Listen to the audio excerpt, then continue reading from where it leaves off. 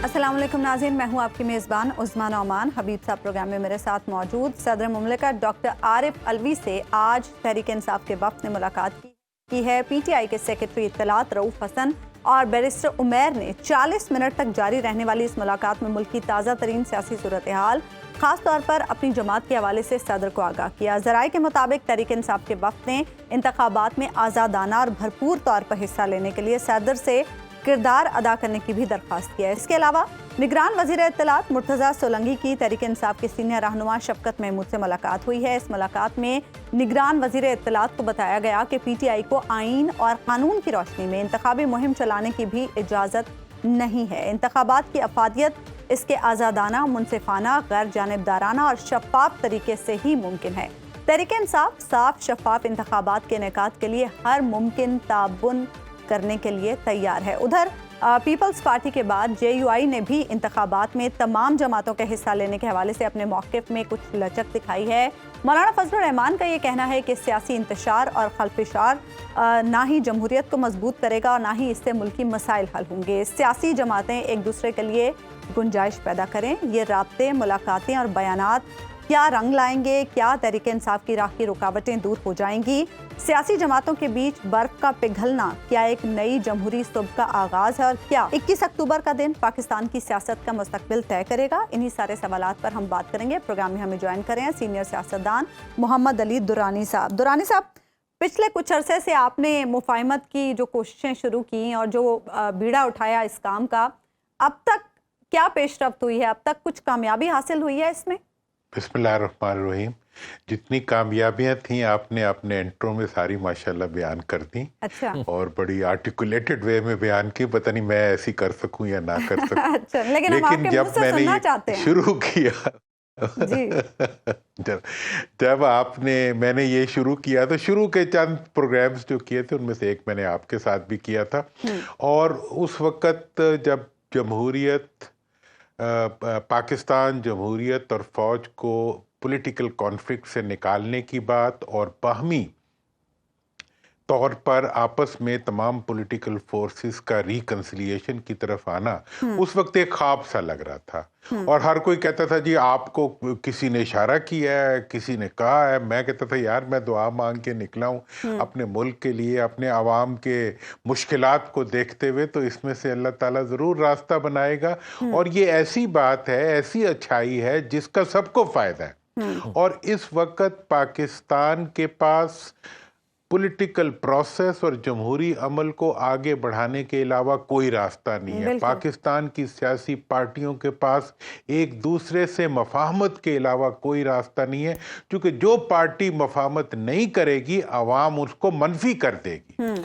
लेकिन ये सिर्फ होने से देखिए दुरानी साहब, ये सिर्फ हमारी सियासी पार्टियों का मसला नहीं है। हमारा एक निज़ाम है, हमारी एक तारीख है, और उस तारीख और निज़ाम में हमारा एस्टेब्लिशमेंट का भी एक किरदार है। तो ये तो बहुत सारा एक बड़े पैमाने पे रिकन्सिलिएशन की ज़रूरत है। महज सियासी जमातों की सतह पे तो शायद कोई चीज़ आगे ना बढ़ाई जा सके। देखें, इसमें असल में अभी भाई एक हकायक वो होते हैं जो नज़र आ रहे होते हैं, एक वो हकायक होते हैं जो पसे पर्दा होते हैं, एक वो बयान होता है जो मैं दे रहा होता हूँ, एक वो गुमान होता है जो मेरे बयान पे हो सकता है। अच्छा। तो इस्टेब्लिशमेंट का जो रोल है वो एक सामने की चीज़ नहीं है, वो एक गुमान की चीज़ है। उस गुमान में हकीकत भी हो सकती है, उस गुमान में हकीकत नहीं भी हो सकती।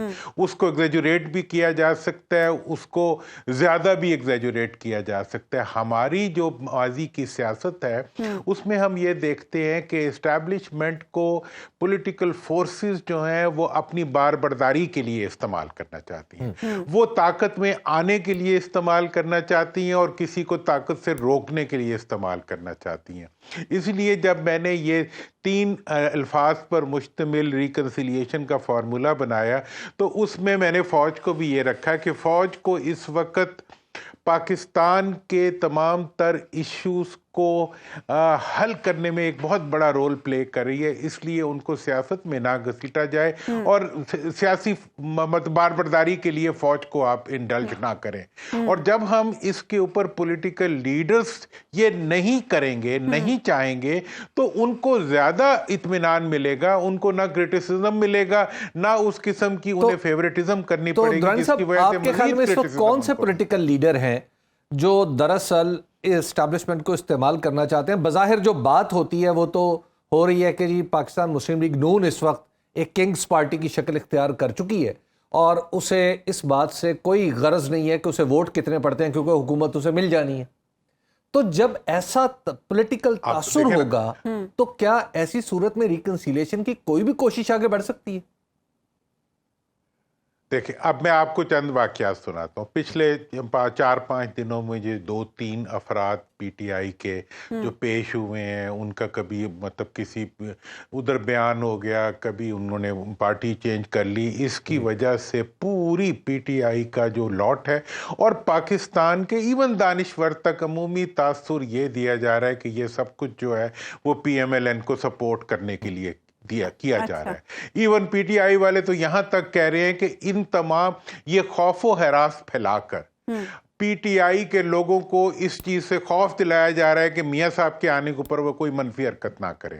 اچھا، اسی طرح سے یہ مختلف باتیں جو ہیں جو اس وقت ہو رہی ہیں، ان کا کچھ الزام، اب ایک تاثر یہ بھی ہے کہ پی ٹی آئی کی جو تحریک تھی اس کے دوران پولیس کے ساتھ جو ان کے رویے رہے پنجاب کے اندر، اس کا بھی ایک ری ایکشن ہے۔ پیپلز پارٹی والے کہہ رہے ہیں کہ جی کراچی میں، سندھ میں تو سب انتظامیہ چینج ہو گئی ہے اور پنجاب میں وہی انتظامیہ رکھی گئی ہے جو کہ این کی فیورنگ این ہے۔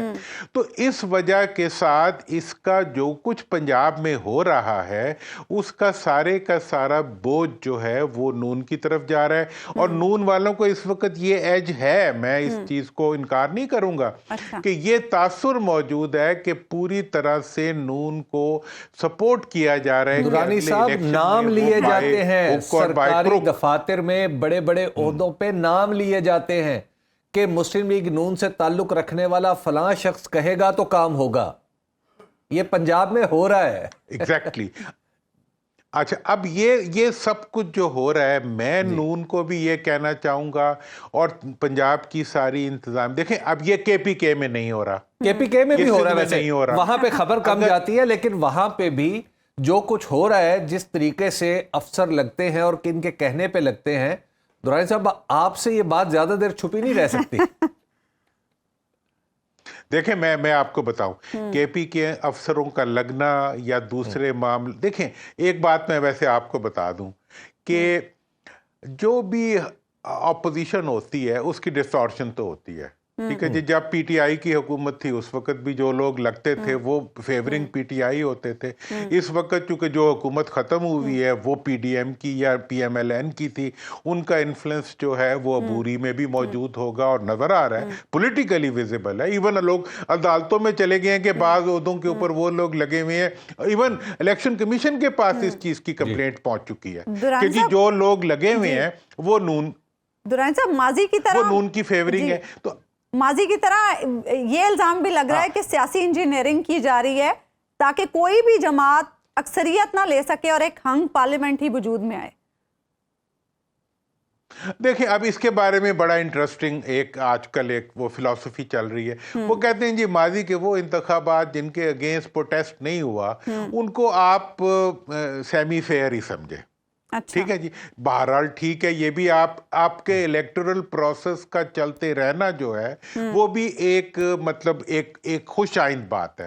میں اس پہ آؤں گا، یہ جو ایگزیکٹلی جو بات کر رہا تھا۔ دوسری طرف یہ ہے کہ ہاں اس پہ تو ضرور اتفاق کریں اور یہ اس چیز کے ہر امکان کو مسترد کریں کہ اس ملک کے اندر جو ہے پولیٹیکل پروسیس ڈی ریل ہو جائے۔ اب آ جائیں آج کی صورتحال پہ۔ دیکھیں آج کی صورتحال میں جو الیکٹورل پولز ہیں اور جو اوپینینز ہیں ان کی روشنی میں یہ بات میں تمام پولیٹیکل پارٹیز کو اور تمام انتظامی عہدوں پہ بیٹھے ہوئے لوگوں کو متنبہ کرنا چاہتا ہوں کہ اس وقت اگر ایک حد سے زیادہ ڈسٹارشن کی گئی تو اس کا بڑا برا ری ایکشن ہوگا۔ تو آپ کیا سمجھتے ہیں، آپ کیا سمجھتے ہیں پولیٹیکل پارٹیز میں یہ سینس ہے اس وقت؟ دیکھیں جی، اس وقت سینس اگر ہے ہونی چاہیے، اور تمام کو مل کے اس سینس کو پریویل کرانا چاہیے کہ اس وقت ملک میں اگر کسی وجہ سے بھی ڈسٹورشن کو استعمال کیا گیا، اس کی وجہ سے پولیٹیکل پروسیس ڈی ریل ہونے کا خطرہ ہے۔ اچھا، صرف یہ نہیں ہے کہ جی میں آ جاؤں گا آپ نہیں آئیں گے، یا تیسرا آ جائے گا میں نہیں آؤں گا۔ اگر آپ اس وقت ایک حد سے زیادہ پولیٹیکل ڈسٹورشن کریں گے تو اس کے نتیجے میں ملک کے اندر جو پولیٹیکل پروسیس ہے، ایسے انتخابات خدا نہ کرے کہ پاکستان میں ہوں جس کو پوری دنیا ریجیکٹ کر دے، ایسے انتخابات خدا نہ کرے کہ پاکستان میں ہوں جس کو پاکستان کے عوام ہی ریجیکٹ کر دیں۔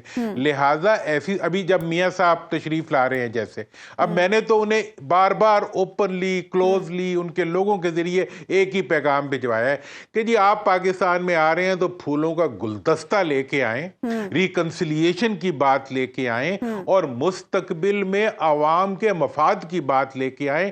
ٹکراؤ کی بات لے کے اگر آئیں گے تو عوام آپ کو منفی کر دیں گے۔ آپ نے بڑی اصولی بات کر دی، لیکن اب یہ ہے کہ یہ تو ہم سب کی خواہش ہے کہ ریکنسیلیشن ہو، ماحول سیاست کا بہتر ہو، فری اینڈ فیئر الیکشن ہو، لیکن سوال یہ ہے کہ وہاں تک جانا کیسے ہے، اور ٹائم لائن بڑی شارٹ ہے۔ یعنی اگر ہم دیکھ لیں کہ جنوری کے آخر میں الیکشن ہونے ہیں، تو ہمارے پاس پریکٹیکلی 3 مہینے بلکہ 2 مہینے، تو ان 2 ماہ میں کیا ماحول تبدیل ہو سکتا ہے؟ دیکھیں جی، ماحول تبدیل ہونے کا کٹ آف ڈیٹ 21 ہے۔ ٹھیک، میرے خیال میں میاں صاحب کا واپس اکتوبر، اچھا، اوکے، دس منتھ، ٹھیک، اکتوبر۔ ہاں، کیسے میاں صاحب کا پاکستان آنا خوش آئند ہے، اور میں یہ کہتا ہوں کہ مجھے اتنی بےزتی لگتی ہے جب پاکستان کے لیڈر پاکستان سے باہر بیٹھ کے سیاست کرتے ہیں، جیسے مجھے ان کی بچوں کی سیاست سے بھی بےزتی لگتی ہے، تو اس سے بھی بےزتی لگتی ہے۔ یہاں سے لوگ جا رہے ہیں لاکھوں روپے کی ٹکٹیں بھر کے، اور وہاں جا کے وہ سیاست کی مشاورت کریں، پاکستان آئیں، پاکستان میں سیاست کریں، یہی اچھا لگتا ہے۔ اور آپ کو کیا لگتا ہے میاں صاحب آ کے مینار پاکستان پر جلسہ کریں گے یا پھر ان کی گرفتاری ہوگی؟ دیکھیں، وہ میں اس طرف 1 منٹ میں آتا ہوں۔ میں یہ بات کہنا چاہتا ہوں کہ جناب میاں صاحب کا آنا اگر خوش آئند ہوا تو دوسری بات یہ ہے کہ میاں صاحب کو ریکنسیلیشن کی طرف جانا چاہیے۔ میاں صاحب کا، یہ میں بتا دوں آپ کو کہ میاں صاحب کا واپسی کا سفر شروع ہوا ہے، ابھی اقتدار کا سفر شروع نہیں ہوا۔ اچھا، اقتدار کے راستے میں ابھی عدالت موجود ہے۔ اچھا، عدالت جو ہے وہ میاں صاحب کو اسلام آباد کے راستے پہ بھی ڈال سکتی ہے اور اڈیالہ کے راستے پہ بھی ڈال سکتی ہے۔ عدالت کی کو پریڈکٹ کرنا مناسب نہیں ہوتا۔ عدالت، اس کے بعد عوام کی عدالت ہے۔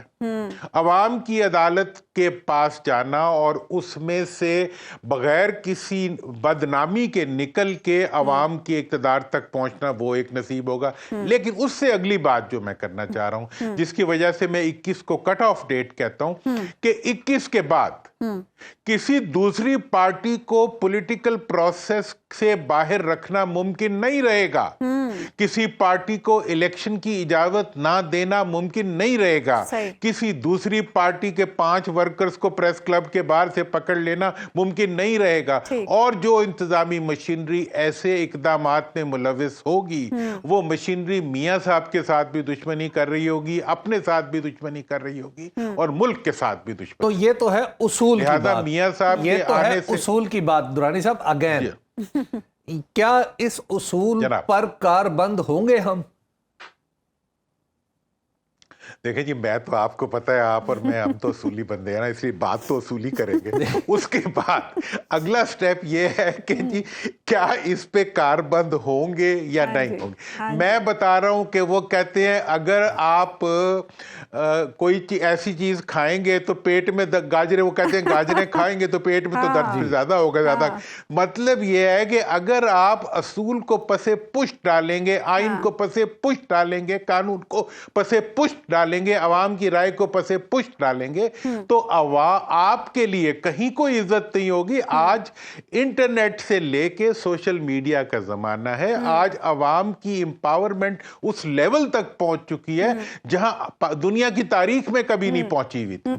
اب آپ اسرائیل بن کے پاکستان پہ حکومت نہیں کر سکتے. درانی صاحب, آج آپ کا اعتماد, گفتگو اور الفاظ کا انتخاب, مجھے ان ساری چیزوں سے یہ تاثر میں اخذ کر رہا ہوں کہ شاید ریکنسیلیشن کی کوشش کہیں آپ نے کامیاب کر لی ہے. ایک تو ان سب چیز کی وجہ تو آپ کی موجودگی بھی ہوتی ہے, اس سے بھی ہمارے ان کے دیکھے سے جو آ جاتی ہے منہ پہ رونق, منہ پر رونق ابھی نظر تو نہیں آ رہے لیکن پھر بھی رونق ہے.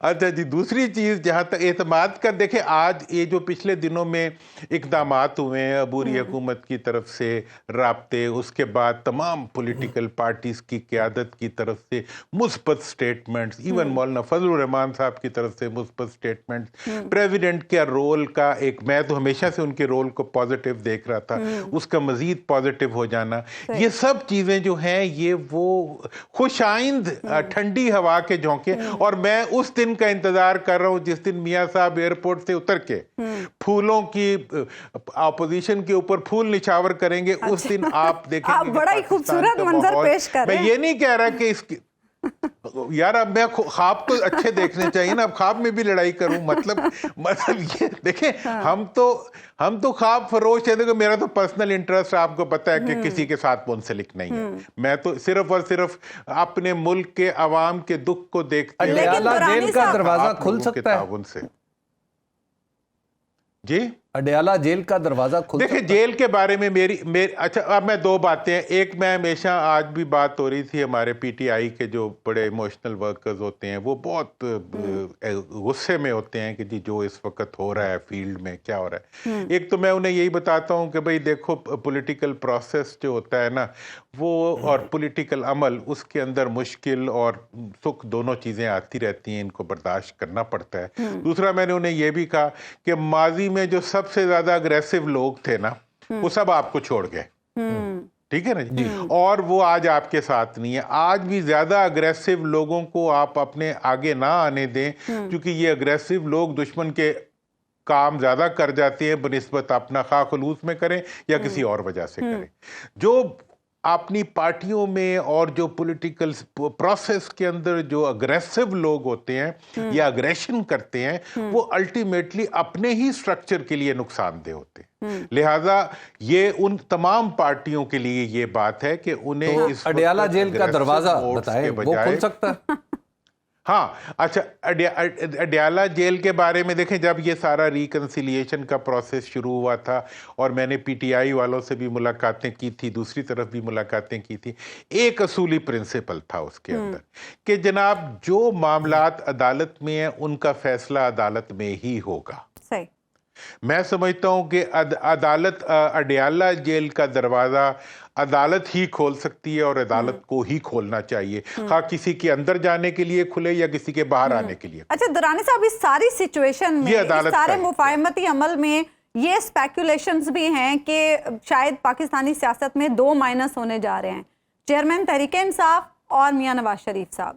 یہ چیزیں کیوں چل رہی ہیں آپ؟ دیکھیں, میں نے پہلے دن شاید آپ کے پروگرام میں ہی کہا تھا یا کسی اور کے پروگرام میں کہا تھا, میں نے کہا تھا مائنس کا اختیار کسی کے پاس نہیں ہے عوام کے علاوہ. آپ دیکھیں کہ جی پیپلز پارٹی دہشت گرد ڈکلیئر ہو گئی تھی, پھر بھی بیلٹ پیپر سے نہیں اتر سکی.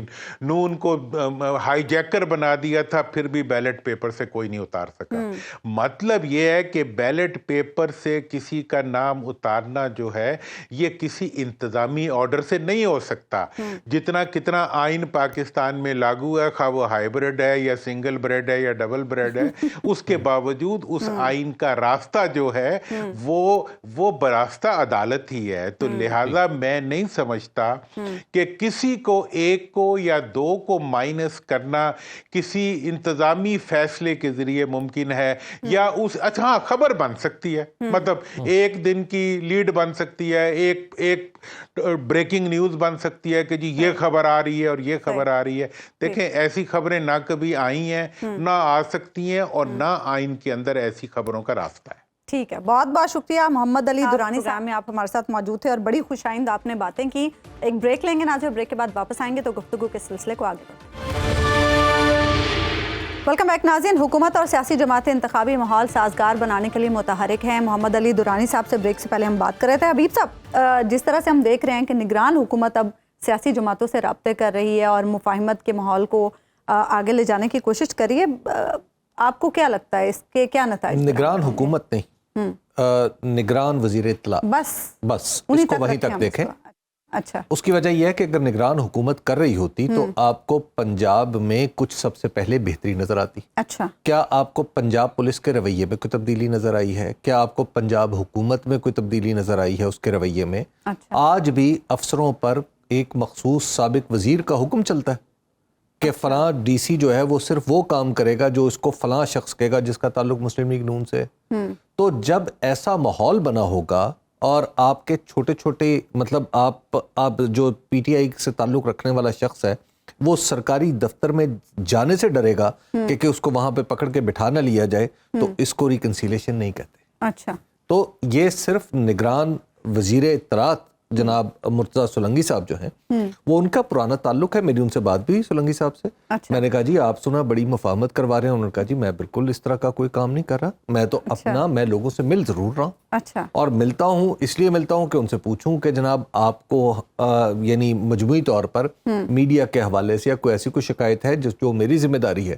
میں اس کے بعد تو شفقت محمود صاحب سے ان کی پرانی دوستی بھی ہے اور شفقت محمود صاحب آپ کو پتہ ہے کہ غلط کانٹیکسٹ میں لیا دیکھیں غلط کانٹیکسٹ نہیں, کانٹیکسٹ دیکھیے جب ملاقاتیں ہوں گی تو پھر مفاہمت کے امکانات بھی بڑھ جائیں گے نا. جی جی بالکل. یہ تو اس لیے ملاقاتوں کا آغاز چاہے ذاتی انیشیٹو سے ہو یا کسی بڑی کوشش کا حصہ, کم از کم رابطے ہوتے رہنے چاہیے. ہر 2 صورتوں میں رابطے ہونا جو ہے وہ بہرحال بہتری کی بات ہے. اور شفقت محمود صاحب کے بارے میں ایک مجموعی طور پر یہی گمان کیا جاتا ہے کہ وہ درمیانی راستہ اختیار کرنے والے آدمی ہیں. اور اس میں بعض لوگ سازش کا پہلو بھی نکالتے ہیں کہ جناب ایک سافٹ پی ٹی آئی بنانے کی کوشش کی جا رہی ہے جس میں شفقت محمود صاحب اور اسد عمر صاحب اور اس طرح کے لوگ شامل ہوں گے. لیکن بہرحال یہ ایک ڈیفرنٹ چیز ہے, اس طرح کی سافٹ پی ٹی آئی یا ہارڈ پی ٹی آئی کام نہیں کرتی. اچھا, محمد علی درانی صاحب جس طرح سے کہہ رہے تھے کہ وہ 21 اکتوبر کو کٹ آف ڈیٹ کے طور پر دیکھ رہے ہیں, آپ کیا سمجھتے ہیں میاں صاحب کے آنے کے بعد سچویشن میں کیا تبدیلی آئے گی اور کیا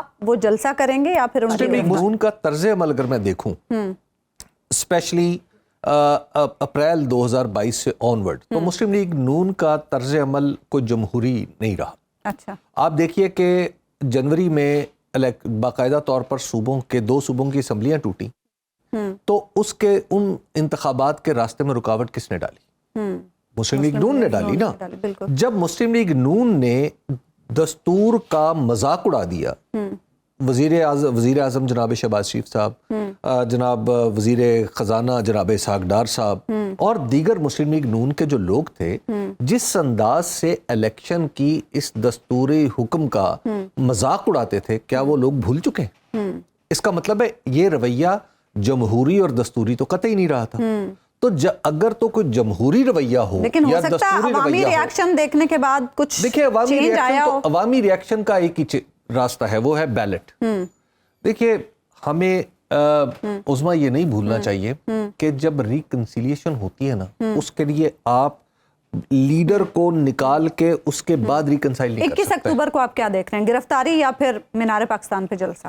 دیکھیے یہ بات بڑی بالکل کی جا رہی ہے کہ اسٹریٹجی تھوڑی سی حکمت عملی میں تبدیلی کی کچھ خبریں سن رہے ہیں. اچھا, کہ نواز شریف صاحب جو تشریف لائیں اور آ کے وہ گرفتار ہو جائے. اچھا, تاکہ یہ اسٹریٹجی کیا نون لیگ کی طرف سے؟ یہ اسٹریٹجی نون لیگ ہی کچھ اس پہ کام کر رہی ہے کہ اس سے شاید ہمیں ہمدردی مل جائے. لیکن وہ جو یہ اسٹریٹجی ہے اس کے بھی تمام بالکل 1 2 3 اقدامات سارے طے ہیں. اچھا, ٹھیک ہے نا, کہ میاں صاحب آئیں گے, گرفتار ہوں گے, وہاں جائیں گے, یہاں جائیں گے, این ممکن ہے ایئرپورٹ سے, این ممکن ہے, یہ امکانات پیدا ہو چکے ہیں. اچھا, وہ اس کے بعد جلسہ جو ہے وہ ہو سکتا ہے کہ وہیں کا وہیں ہو, اور اچانک وہاں پہ خبر سنائی ہو کہ بطل حریت نے آتے ہی جناب ہاتھوں میں ہتھکڑیاں پہن لی انہیں گرفتار کر لیا گیا ہے. دیکھیے یہ ایک پولیٹیکل گمک تو ہو سکتا ہے, ٹھیک ہے, اس سے ایک وقتی طور پہ کہ نواز شریف صاحب کو گرفتار کر لیا گیا اور پھٹے چلیں اور اس کے بعد 1-2 پیشیاں ہوں, 4 پیشیاں ہوں تو انہیں اور جو پہلے بھی جب بیٹی کے ساتھ انہیں اور عمران خان کو برابر کرنے کی کوشش کی جائے. اچھا جی, بسم اللہ ایسے کر کے دیکھ لیں. لیکن دیکھیے عظمیٰ, بنیادی کوشچن ذہن میں رکھیے, یہ جو -1 کر کے ریکنسیلیشن کرنے کی کوشش ہوتی ہے نا, ہمیشہ ناکام ہوتی ہے اور نقصان دہ ہوتی ہے. سن لیجئے, یہ جو ہم بات کر رہے ہیں, دیکھیے ریکنسیلیشن کا ایک ہی فریق ہے, وہ ہے پی ٹی آئی. باقی تو ریکنسائلڈ ہے نا پہلے. دیکھیے جب 1962 میں حسین شہید سہروردی تھے نا, جو ہمارے سابق وزیر اعظم تھے, وہ کہا کرتے تھے کہ ایوب خان کو کہتے تھے کہ میرے ہوتے ہوئے معاملات کو سیٹل کر لو, کیونکہ اگر میں نہ رہا تو میرے بعد قیادت کچھ اور قسم کی آئے گی. اور ان کے بعد عوامی لیگ کی قیادت کس کے ہاتھ میں آئی؟ شیخ مجیب الرحمان کے ہاتھ میں. عمران خان کی موجودگی میں سب کچھ ہو جائے بہت اچھا ہے. عمران خان کو مائنس کریں گے, اگلے لوگوں کے بارے میں کسی کو اندازہ نہیں. یعنی چیزوں کو بہتر کرنے کے لیے بہت زیادہ سوچنے سمجھنے کی ضرورت ہے. ایک بریک لیں گے ناظرین, اور بریک کے بعد بات کریں گے. پاکستانی معیشت کے اشاریے بہتر ہو رہے ہیں. فاروق سلیم صاحب ہمارے ساتھ پروگرام میں موجود ہیں. ویلکم بیک ناظرین. ہر گزرتے دن کے ساتھ پاکستان کے معاشی اشاریے بہتر ہو رہے ہیں, اور آج پاکستان سٹاک مارکیٹ نے 6 سال بعد 50,000 کی نفسیاتی حد عبور کی, اور ٹریڈنگ کے دوران 100 انڈیکس 50,017 پوائنٹس پر پہنچا, جبکہ کاروبار کے اختتام پر انڈیکس 49,531 پوائنٹس پر بند ہوا. اسی طرح پاکستانی روپیہ بھی مستحکم ہو رہا ہے, اور 5 ستمبر کو انٹر بینک میں 307 روپے 9 پیسے میں فروخت ہونے والا ڈالر آج 277 روپے 3 پیسے میں دستیاب ہے. گویا 42 روز میں ڈالر کی قیمت 30 روپے 6 پیسے کم ہوئی ہے. پیٹرول 40 روپے سستا ہوا ہے. پیٹرولیم مصنوعات کی کھپت بڑھنے سے خام تیل کی درآمد میں اضافہ ہوا ہے. بڑی صنعتوں کی پیداوار سالانہ بنیاد پر اگست میں 2.52% بڑھی ہے. اس کے علاوہ بینکس کے ڈپازٹس میں بھی اضافہ ہوا ہے. کھاد کی پیداوار 1.37% اور ادویات سازی میں 41.81% کا نمایاں اضافہ ہوا ہے. اس کے ساتھ ساتھ SIFC کے پلیٹ فارم سے پاکستان کے معاشی استحکام کے لیے بھی اقدامات ہو رہے ہیں, جس کے نتائج ہمیں بہت جلد دیکھنے کو ملیں گے, جبکہ دوست ممالک اور عالمی مالیاتی ادارے بھی پاکستان کی مالی معاونت پیش نظر آ رہے ہیں. اسی ساری صورتحال پر بات کریں گے. پروگرام میں ہمیں جوائن کریں ہیں ماہر معاشی امور ڈاکٹر فاروق سلیم صاحب. فاروق سلیم صاحب, اس وقت جو صورتحال ہم دیکھ رہے ہیں, پیٹرول کی قیمت کم ہوئی ہے, ڈالر اور روپے کی قدر میں بھی توازن بہتر ہوا ہے, روپیہ مستحکم ہو رہا ہے. آپ کو کیا لگتا ہے اس کی کیا وجوہات ہیں؟ دیکھیے, معیشت دان جب بھی معیشت کی طرف دیکھتے ہیں تو وہ ان کی تلاش ہوتی ہے اشاریوں کی. ابھی جو آپ نے 2 باتیں کی ہیں, آپ نے پیٹرول کی قیمت کی بات کی, آپ نے روپے اور ڈالر کی جو پیریٹی ہے اس کی بات کی. یہ امپورٹنٹ اشاریے سمجھے جاتے ہیں جن کو ہم کہتے ہیں اکنامک انڈیکیٹرز. اب آپ سوچئے کہ مجھے ایک مائل سٹون ڈیٹ نظر آتی ہے ذہن میں, جو تھی جون کی 19 تاریخ. اور جون کی 19 تاریخ کو آپ کو یاد ہوگا کہ جو ہمارے وزیر اعظم تھے اس وقت کے شہباز شریف صاحب, انہوں نے SIFC جو اسپیشل انویسٹمنٹ فیسیلیٹیشن کونسل ہے اس کا اعلان کیا. اب 120 دن پورے ہو رہے ہیں اس اعلان کو, اور بہت ساری چیزیں پچھلے 120 دن میں سامنے آ رہی ہیں. ایک کا ذکر آپ نے کیا, سپتمبر میں مجھے یاد آتا ہے کہ ڈالر جو ہے وہ 320, 325, 330 روپے پہ پہنچ گیا تھا روپے کے سامنے, اور اب وہ 280 سے کم ہو گیا ہے, جس کا مطلب ہے کہ 10, 12, 13% جو ہے وہ روپیہ تکڑا ہو گیا ہے ڈالر کے سامنے. اب دیکھیے, جب روپیہ تکڑا ہوتا ہے, روپے کی قدر بہتر ہوتی ہے ڈالر کے سامنے, تو ہم جتنی بھی چیزیں امپورٹ کرتے ہیں عالمی منڈیوں سے ان کی قیمت کم ہو جاتی ہے.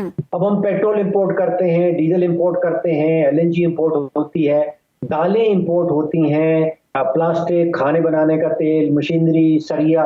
یہ جب سب چیزیں 10, 12, 13% جو ہے روپیہ سٹرونگ ہو جائے گا, تو ڈومیسٹک مارکیٹ جو ہماری اندرونی مارکیٹ ہے اس میں ان چیزوں کی قیمت جو ہے وہ کم ہونا شروع ہو جائے گی. فاروق صاحب, آپ کیا سمجھتے ہیں اگلے الیکشن کے بعد جب نئی حکومت آئے گی تو کیا ان چیزوں کا تسلسل اسی طرح سے برقرار رہے گا یا پھر کوئی فرق پڑے گا اس سے؟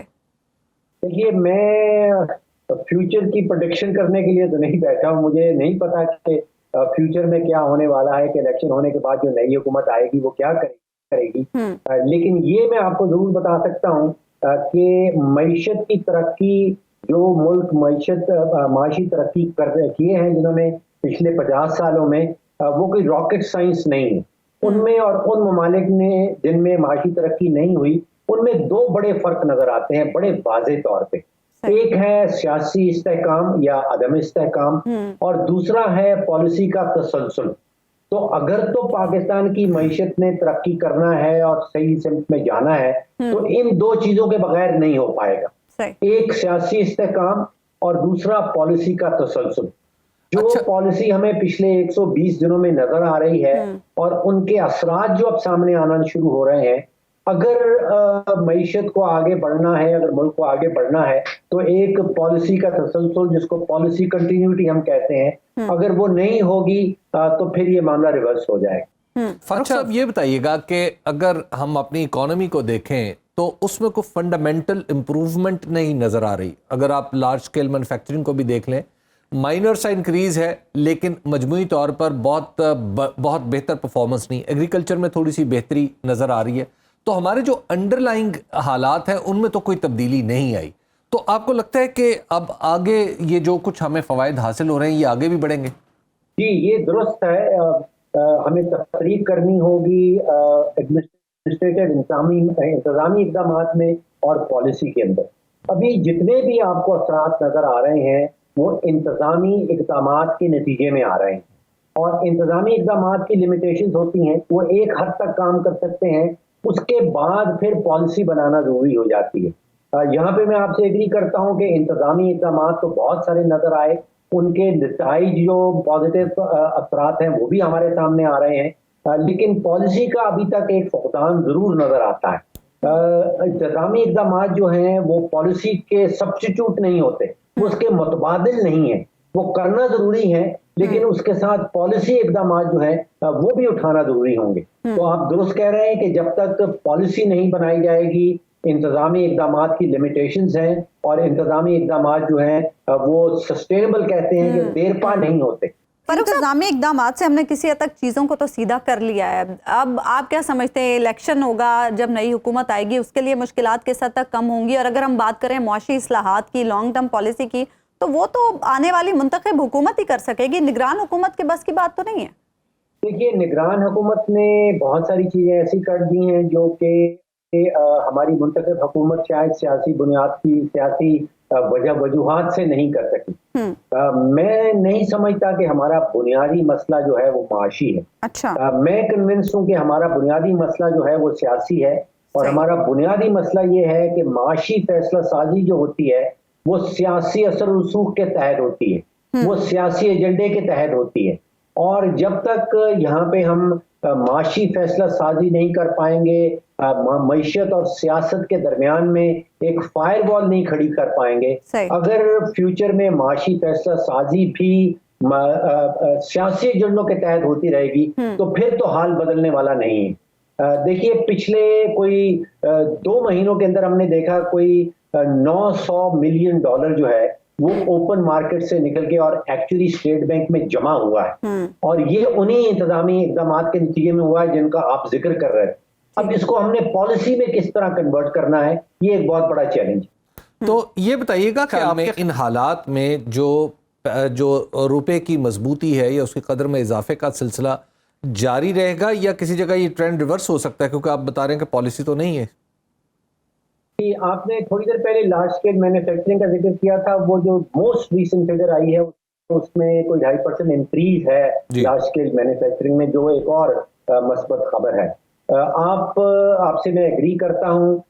मेरा ज़ाती ख्याल ये है कि जो इंतजामी इक़दामात उठाए गए हैं उनके नतीजे में जो रुपए की कदर में जो बेहतरी आई है, मेरा ख्याल है कि वो लिमिट हिट कर रहे हैं। अब इससे आगे अगर कोई बेहतरी चाहेंगे तो जिन फंडामेंटल का आपने जिक्र किया, जिन पॉलिसीज का मैं जिक्र कर रहा हूँ, जब तक वो पॉलिसी तश्कील नहीं दी जाएगी, जब तक वो हमारी तजारत का जो खसारा है उसमें बेहतरी नहीं आएगी, जब तक एक्सपोर्ट्स इंप्रूव नहीं होंगी, तो जो लिमिटेशंस हैं इंतजामी इक़दामात की, मेरे नज़दीक वो लिमिट्स अब हिट कर रहे हैं या we are very close to those limits. تو بہت زیادہ بہتری جو ہے وہ روپے میں اب فیوچر میں مجھے نظر نہیں آتی۔ فاروق صاحب اگر ہم پچھلی حکومت بھی یہ کام کر سکتی تھی جو نگران حکومت کر رہی ہے کہ ایڈمنسٹریٹو میجرز لے سکتی ہے، وہ جو آؤٹ گوئنگ گورنمنٹ نے یہ کام نہیں کیا اور اس کے کچھ نتائج بھی ہمیں بھگتنا پڑے، تو پھر آپ کو لگتا ہے کہ SIFC میں فوج کی شمولیت سے معاملات آگے بڑھے ہیں تو گویا کریڈٹ بھی پھر کہیں اور جاتا ہے، گورنمنٹ کے پاس تو نہیں جاتا یہ؟ اس کے اوپر آئی تھنک آپ کے سوال میں میرے سے قیاس رائی کرنے کو کہا جا رہا ہے۔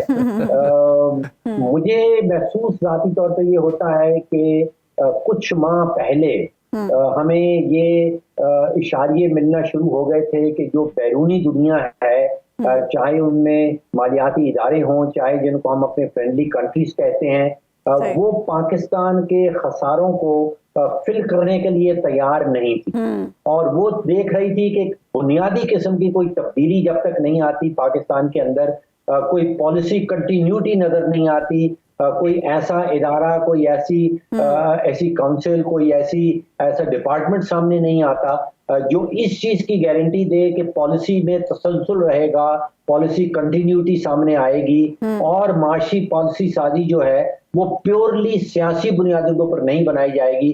تو وہ شاید تیار نہیں تھے کہ پاکستان کے جو بینکرپسی کی طرف جو ہماری مارچ چل رہی تھی اس کو روکنے میں وہ کوئی ہماری مدد کریں گے، اور شاید ان کو ان اشاروں کو صحیح طرح پاکستان میں پڑھ لیا گیا اور کچھ ایسے فیصلے لیے گئے اور کوئی ایسے ادارے قائم کیے گئے کہ پالیسی کی کنٹینیوٹی کو کسی طرح یقینی بنایا جائے۔ تو فاروق صاحب آپ کیا سمجھتے ہیں ہمیں پالیسی کے تسلسل کو برقرار رکھنے کے لیے مزید کیا میجرز لینے ہوں گے آگے؟